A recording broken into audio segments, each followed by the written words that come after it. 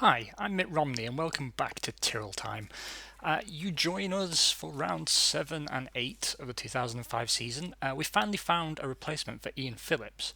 Interesting fact about Ian Phillips, he's actually an active member in a Facebook group called Jordan Grand Prix Still Buzzing. It's actually a really, really good group to join if you like Retro F1 and particularly Jordan team because he and a few other old staff members will just throw out anecdotes from their time with the team and some behind the scenes gossip and stuff. It's really cool. Seems a very nice bloke, actually. Unfortunately, though, he's decided to leave us and we're replacing him with a Frenchman. Can you imagine a bigger insult? So, I am going to fire and hire a little bit to improve the overall quality of our staff, and we have some important testing to do. Because what we want to do is a new upgrade package for the car. Desperately important.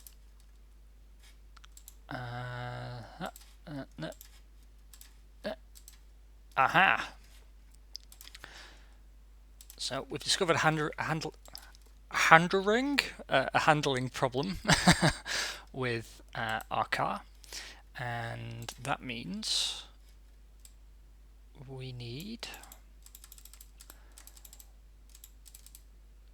I'm going to put 30% on this. That means we need a new front wing. Let's see if our active suspension passes homologation. No, it didn't. Of course not. Well, whatever. Let's then improve our technology. We'll do some improvements to brake reliability, I think, and we'll try for traction control. I don't think it's going to work, but that's fine. And look at that, next year's car, ready to go. So that actually gives us more to play with. Let's give that a cheeky boost. And we'll just see what driver aids we can build. I mean, I honestly don't expect anything spectacular. Right, first things first, we'll stock up on some replacement parts, but then we need to start building next year's cars, so we're ready to go. It's going to cost us 600,000 per car at the moment, but that price will come down. And I'm just going to take the hit now, build 3 chassis now, and I'll build the 4th after the next Grand Prix. We've got that to do, and we've got some new tyres to spec out, which will be the wet weather tyres, which we desperately need to be better, and there's one more upgrade cycle for those to be done. Still no engine upgrade from Honda, but we do have a maxed out fuel, so good news there. A lot of wear on our cars, so let's get rid of that. And then we'll head off to Canada. Now, we're in a good position, the constructors and the drivers, but I am hoping that now we can finally use these new soft compound tyres for Dario Loretti, that maybe, just maybe, he'll start pulling in some better results. In terms of our sponsors, do we have any bonuses coming in? We haven't maxed out the bonuses yet on the engine or the fuel, but we are close with Korean Air and HSBC. For PlayStation, I'm going to use the success card to try and get some extra bonuses. And wow, our finances look very stable. That's good news. Right. That'll be because we've guaranteed a lot of our sponsors, haven't we? So, I'm going to follow the engineers on this setup and see if that gives us a better run at pole position.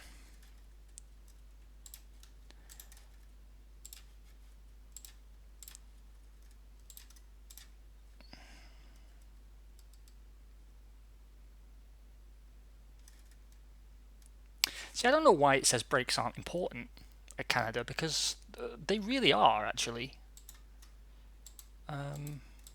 So yeah, I'm going to boosted brakes on both cars.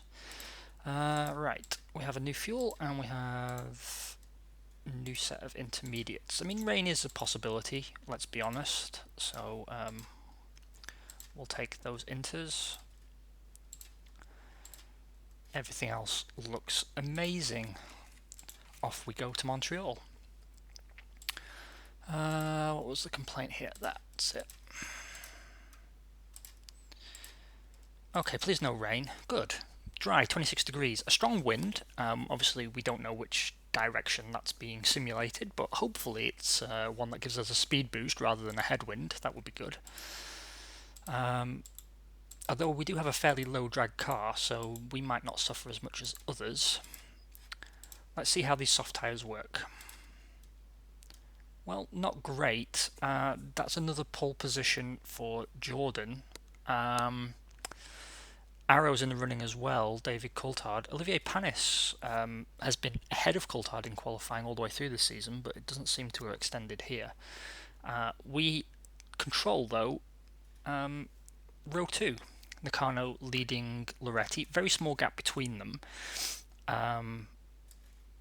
So I don't know if Loretti's underperforming or if this is just a hard compound favouring circuit.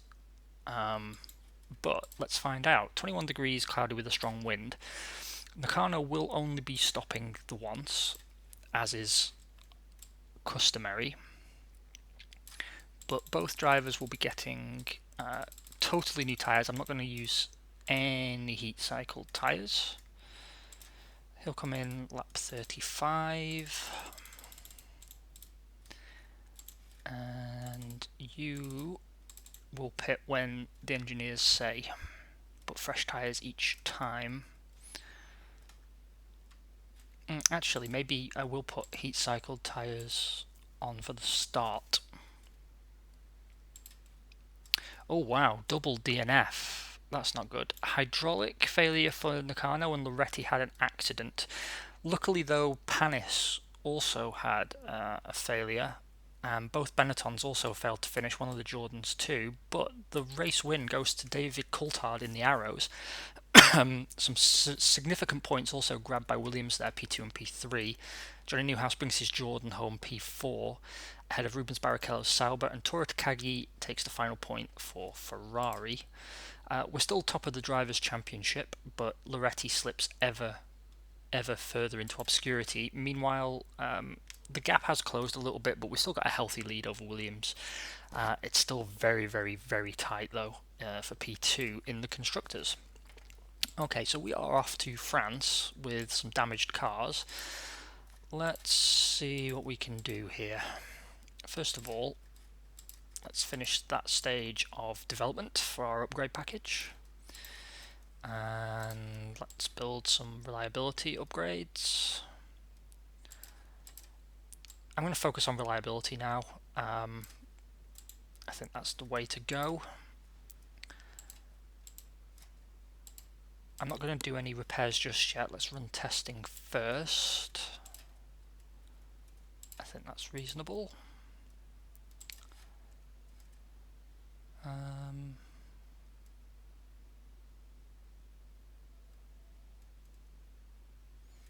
Yeah, I think that's just going to fill things up, so whatever. And we can finally close out this year's tyre development, I think. I mean, we could do another set of hard compound tyres, to be honest, so maybe we will, but we've spent our testing budget really for the year that we need to, and we've come out profitable, so I don't think really we can complain too much. We also now have all 4 cars built for next year, and we're only at the halfway point in the season, so this team is dynamic. Sexy and dynamic, just like me, and all of you, I'm sure.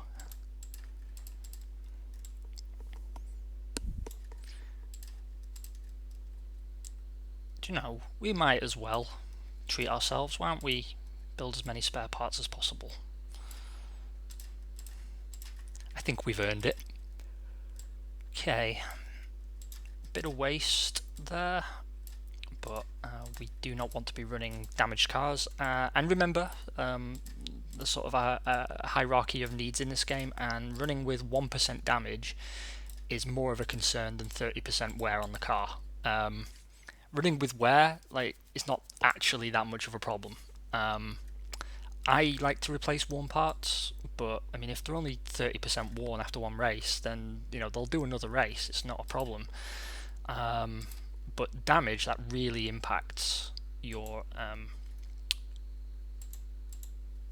car performance in a Grand Prix.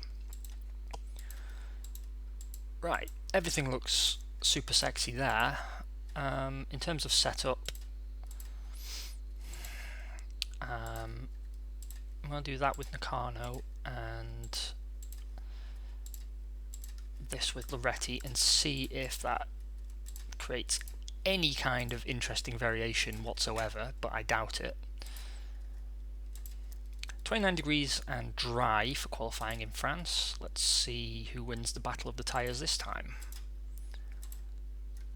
Loretti, by best part of half a second, although still pole position is eluding us. Johnny Newhouse puts his Jordan P1, 1:15.306. Olivier Panis, another stellar qualifying from him. P2 Ferraro's 1:15.323. Then Dario Loretti lines up P3, 1:15.384. He's got Alexander Wurz for company. Meanwhile, down on row 5, we line up P9 with Shinji Nakano alongside the Williams of Mika Hakkinen. Both Benettons out qualifying us. Hopefully, though, we make it up on race pace. 31 degrees and cloudy for the race. This will be a 36-35 split. There we go. Fresh boots. Fresh boots. Actually, no, I'm going to start him on heat cycled again.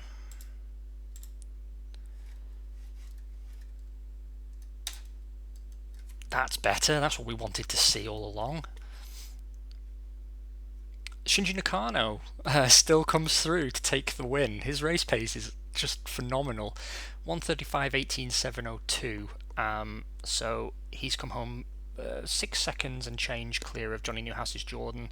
Still a very strong result for them. Wurz brings it home P3 for Williams, and Loretti gets his way to P4, 1:35.55.169. So kind of in a no man's land there between the Arrows and the Williams. The Arrow seems to be very good in quali trim, but suffering on race pace. So that's an interesting dynamic to see play out. Although Tanaka picks up a point for Benetton, so good effort there. In the drivers, Shinji Nakano continues to lead. Loretti is sort of more in the fight for fourth now than second, I think, but there's still half a season to go, so you never know, he might claw it back. Meanwhile, the fight for P2 is still tighter than an Eskimo scrotum. Look at that. 5 points in it, 3 teams with it all to play for. I don't think they're going to catch us now, but they could theoretically. It's mathematically possible. Meanwhile, Benetton and Sauber locked in combat, therefore essentially P5. Ferrari and McLaren also 2 points apiece, tied for P7. Right. Traction control is almost ready.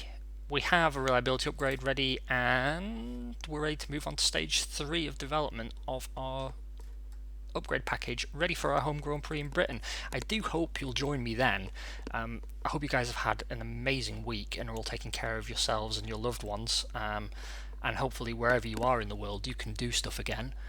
I was at a beer festival the other night, so things are looking up. You guys take care of yourselves, and we'll talk again soon. Bye bye.